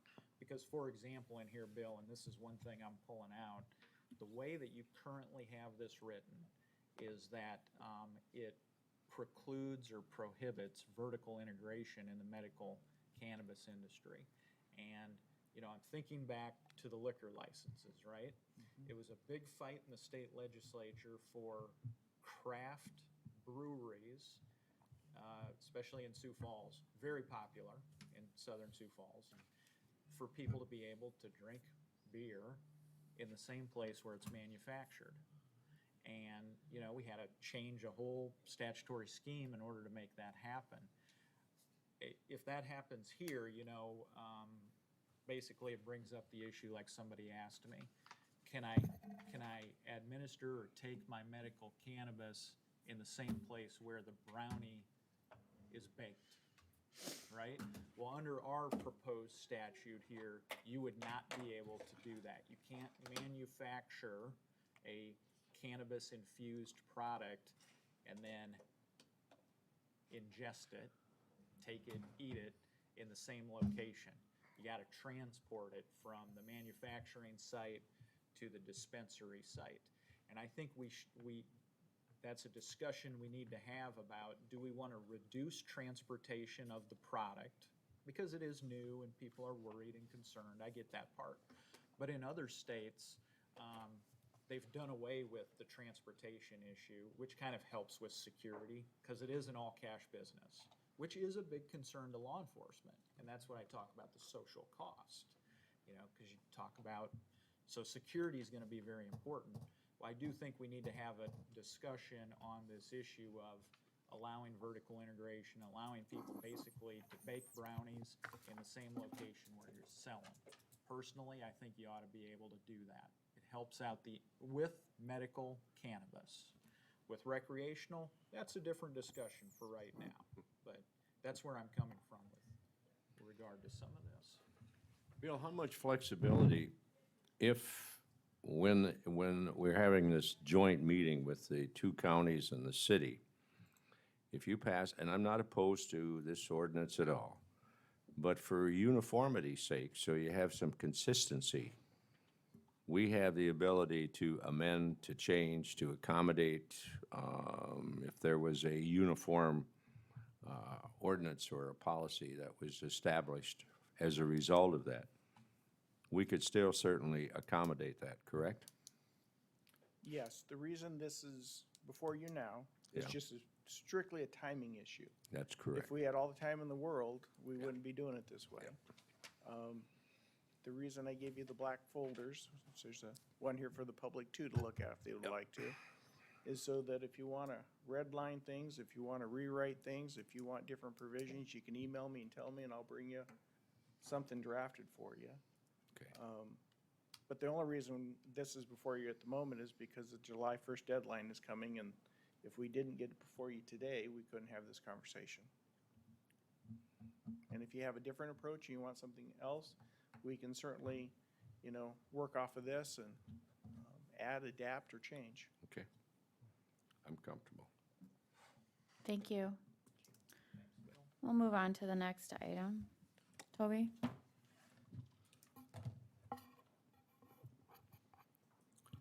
It's the first reading for an ordinance of Lincoln County, South Dakota, rezoning the property legally described as Tract 2C, Kroger's Addition, Northwest Quarter, Section 28, T98 North, R51 West, from the A1 Agricultural District to the PD Planned Development District, Good Earth Farm, and amending the official zoning map of Lincoln County.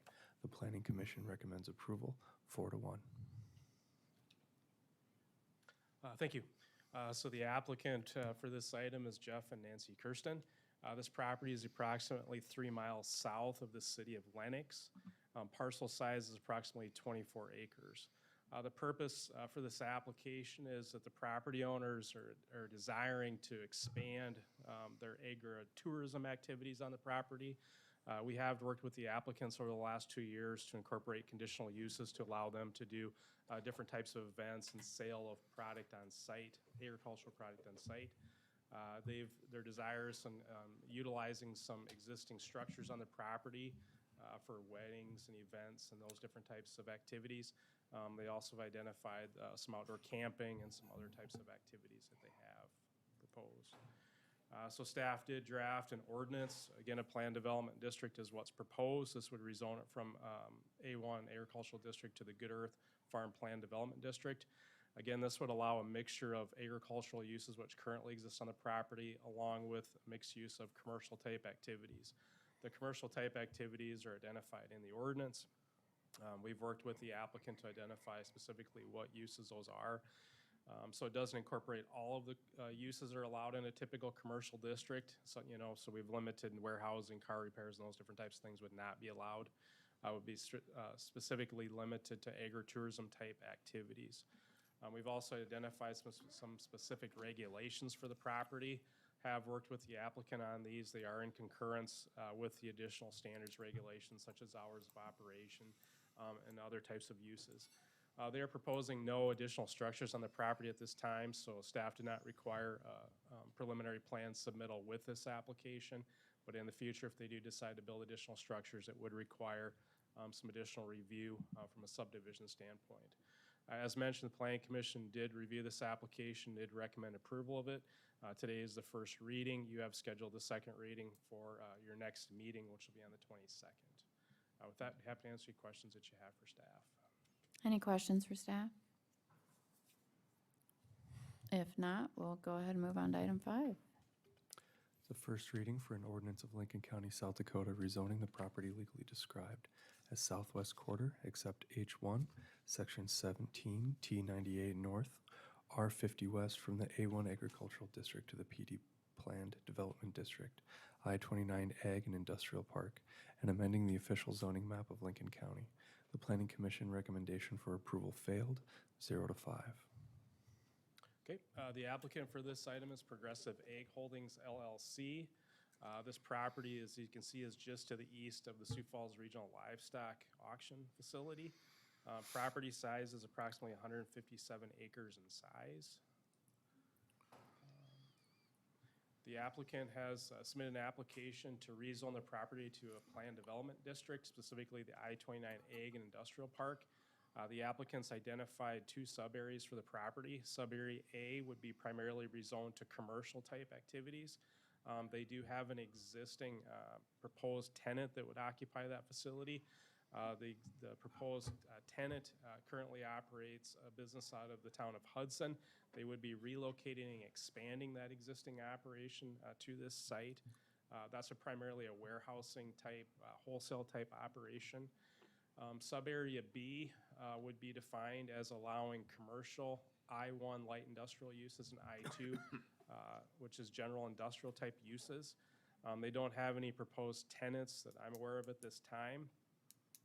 But the uses as proposed, we did draft any specific uses for that, so it would just be those underlying districts.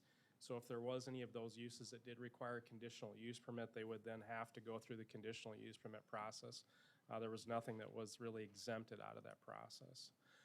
So staff did work with the applicant to draft an ordinance to that effect, identify the uses that would be allowed. Again, sub-area A would be only available for C zoning district. Warehousing could exceed 10,000 square feet without a conditional use permit. We did identify some standard regulations such as landscaping and outside storage and lighting, typical type standards that we have on a conditional use permit for a commercial type activity. Sub-area B, again, we did identify uses permitted, conditional, and permissive in the C, I-1, and I-2 districts, and then allowing warehousing to exceed 10,000 without a conditional use permit. Did have some discussion with the applicants, concerns that they had over recommendation number 2, which is that there would be a buffer, a landscape buffer surrounding the outer perimeter of the entirety of the property. We clarified to them that, you know, this wouldn't be required at the outset of approval, that pending applications that we would receive in the department, we would then require the landscaping to be incorporated into the design and an application with those different types of facilities. As mentioned, the Planning Commission did motion to approve, and then there was all 5, I guess, voted against that motion to approve. There wasn't really too much for dialogue at the meeting, except there was some dialogue regarding the need that some of these, or that development should be placed within the municipalities as opposed to being out in the rural area. But that was primarily the only discussion at that time. Again, this is the first reading. You've scheduled the second reading for this for the 22nd, your next meeting. I did reach out to, where the city of Worthing, this is outside of their growth area, but they're in close vicinity of this. I did reach out to the mayor and to staff, and I guess identified really no concerns that they had with the application. They were okay with the conditions that were placed or standards that were placed in the regulations. With that, I'd be happy to answer any questions that you have for staff at this time. Thank you. Does anybody have any questions for staff? If not, we'll move on to item 6. First reading for a temporary ordinance regarding the issuance of local medical cannabis establishment permits. The Planning Commission recommends approval 5 to 0. So Bill talked a little bit on the previous item about a licensing scheme would be the draft of that ordinance, which would be a license for medicinal cannabis medicinal operations in the unincorporated area of the county. This proposed draft addresses the zoning of medical cannabis. And so I presented 2 versions to the Planning Commission last month. The first version would have been the one that's being promoted by the County Commission Association, South Dakota Municipal League, and South Dakota Planners Association.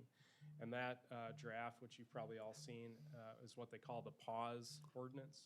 What that essentially does is it would direct our staff to deny all applications that would come into the office prior to October 29th. Now, that ordinance would also require us as a county, though, to establish standards prior to October 29th.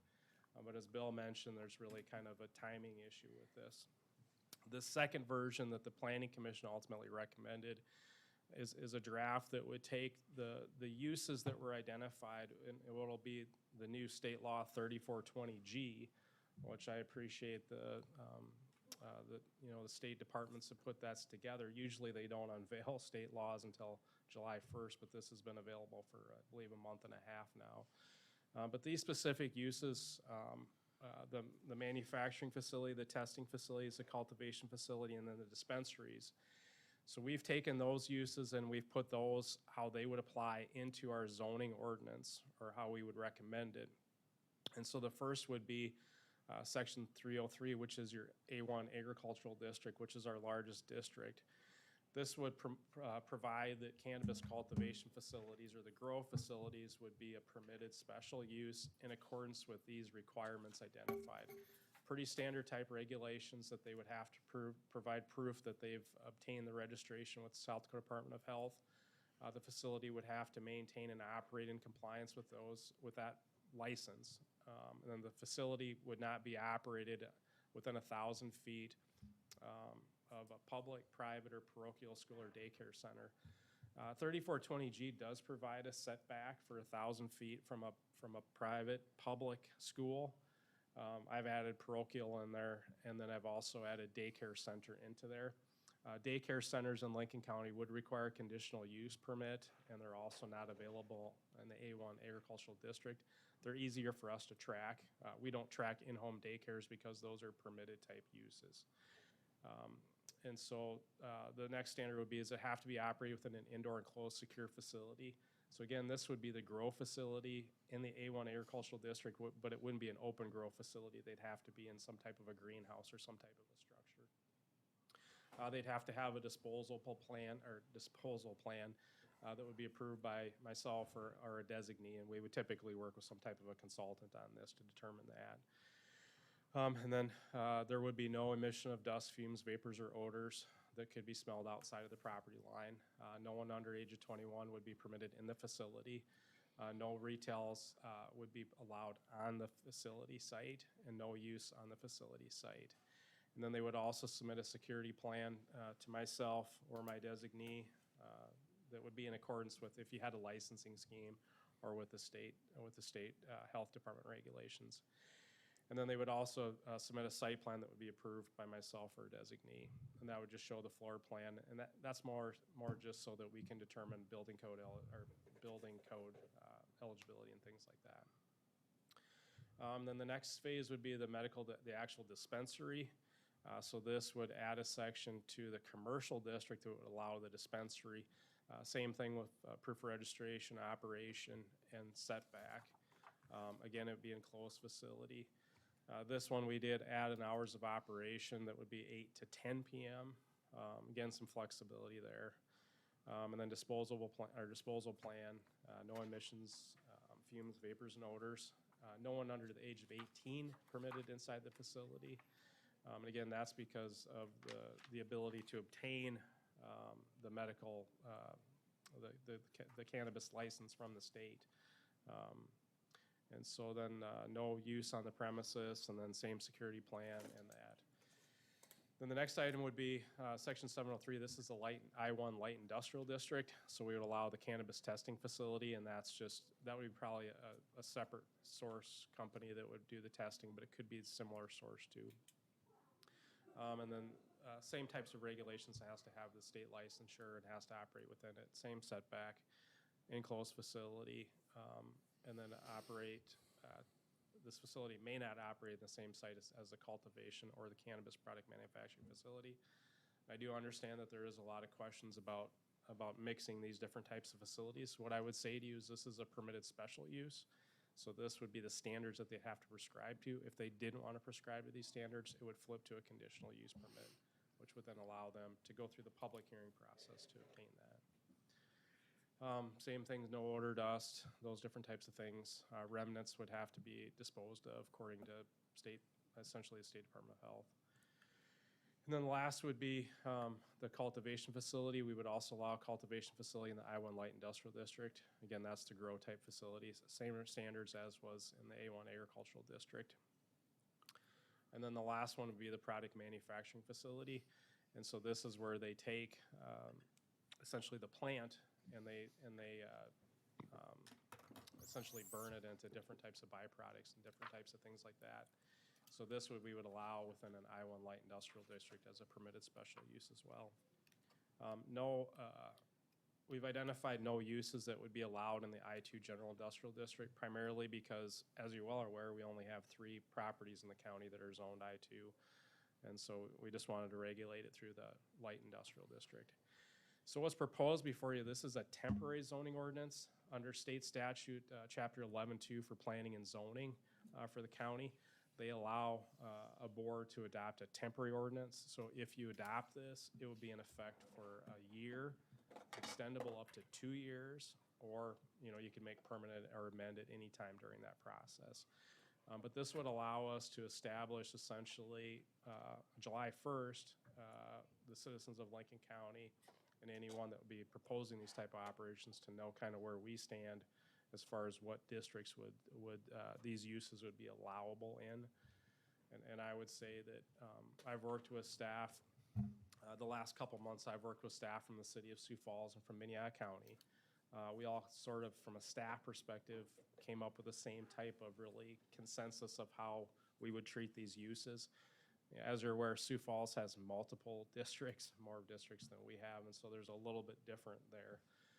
But the next part of this is what's really critically important is that at some point, we have to come to an agreement with the city of Sioux Falls because we have joint jurisdiction with the city of Sioux Falls. These amendments would only cover the unincorporated area of the county or the 2009 revised zoning ordinance for Lincoln County.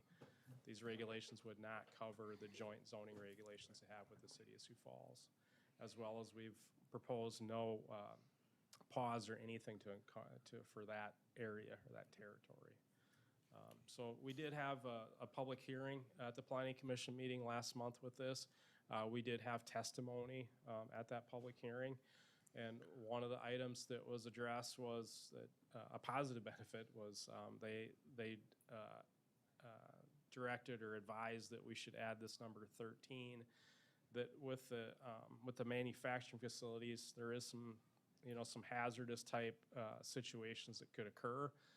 So we added a provision in there that the fire prevention plan and floor plan would be submitted to emergency management director for review and approval of that to ensure that there's some safety mechanism put in place. But they did ask some other questions, the 2 representatives that were there. We addressed it, and the last that I kind of talked to them is that they seem to think that this was a better approach for the county to take as far as the pause button or this option. So with that, you've scheduled the second reading for this for your next meeting on the 22nd. With that, I'd be happy to answer any questions that you have for me at this time. Are there any questions for staff? Toby, you remember the map you created when Commissioner Schmidt and I came and talked to you about the CAFOs and said, okay, if we make these changes, here is where you can cite certain type of CAFO at.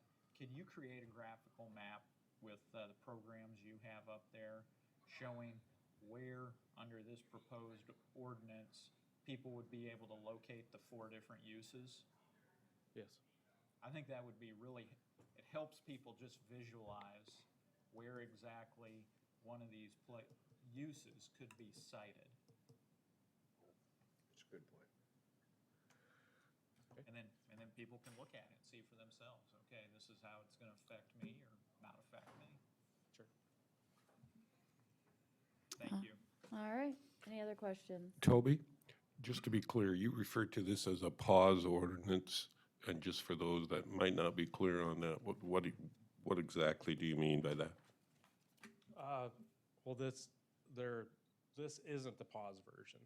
The pause version was version number 1 that we presented the planning commission meeting, and that would essentially stated that I would deny all applications that came out of my office until there was a medical license with the state. And then at that time, prior to October, we would have had to identify what the ordinance would be anyways. This version is not a pause button. This would establish the areas, the districts, the uses that would be allowable under the ordinance. Now, I won't take a stab at this because I got 2 attorneys up there and I got one sitting next to me, but again, the overriding concern is that if we don't have anything in place by July 1st, someone could come into our department and submit a building zoning permit to occupy an existing structure, proposed construction of a structure, that for all intents and purposes, it would be more than likely permissible under our current regulations.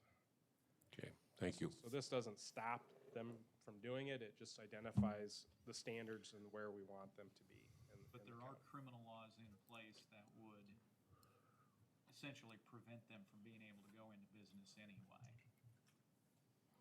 To operate, but not probably identify a location with their Correct. application. Yep. Right. You know, you could cite it all you want, but if you wanted to start to transport a product in, you're not gonna have the protections of the recreational and/or medical cannabis statutes to protect you from criminal prosecution. And the license requirements anyway say, you have to be of good moral character. You'd be shooting yourself in the foot if you wanted to go into business earlier than what would allow you to, right? To operate, yes, but Right. it would probably behoove you if you wanted to do it to file an application. Right, okay. Thank you. We'll go ahead and move on to item 7. It's the first reading for an ordinance of Lincoln County adopting the 2021 Lincoln County Flood Protection Ordinance for Lincoln County, South Dakota.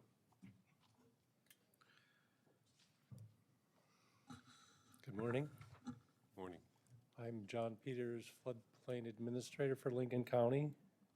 This is the first reading for the 2021 Flood Damage Protection Ordinance. Little background, Lincoln County participates in the National Flood Insurance Program. Participation in the program makes federal flood insurance available to all properties in the county, while Lincoln County must administer an ordinance to provide adequate protection from flooding. Our current floodplain management ordinance was adopted in 2011. FEMA has implemented changes to the floodplain mapping since that time, and we have pending maps in 2023 that will be changed. The 2021 Flood Damage Protection Ordinance addresses the changes we've had already and updates development standards based on the FEMA Region 8 Model Ordinance. FEMA and state NFIP have reviewed and approved the ordinance for adoption, and we will have a second reading on the 22nd. If you have any questions or would like further review of the ordinance? Does anybody have any questions? Madam Chair, I do. Go ahead. John, it seems as though that our floodplain keeps continuing to encroach on land, in my judgment. Will this adoption maintain what we presently call under our flood control, or will this add more floodplain to existing ones that are listed today? You're talking about the areas Yeah, covered by yeah. floodplain? Yes. We've received preliminary mapping, and those areas are more accurate and in some areas are larger than what our previous mapping is. So in that case, there would be more areas covered. There's not a prohibition to building in the floodplain, but there are regulations that allow you to build certain ways.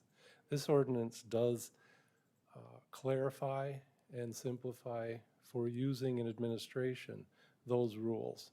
So that's the benefit of the changes in this ordinance. The changes to the mapping, we have used newer technology. They are very accurate. I've been waiting 19 years for very good mapping. This is very good. There are still some quibbles on hydrology that has a lot of variables, things like that. But this mapping, when adopted, when done, it's been going through 5 years now of review and development, and it's still getting feedback from communities and including us. At that time, we will have very good floodplain insurance data to regulate the dwellings and development appropriately and adequately to protect them from floodplain and to review for downstream impacts. So together with the new mapping and this ordinance, we will be in a very good place to regulate so that we do not have damage as we have had before with inadequate mapping.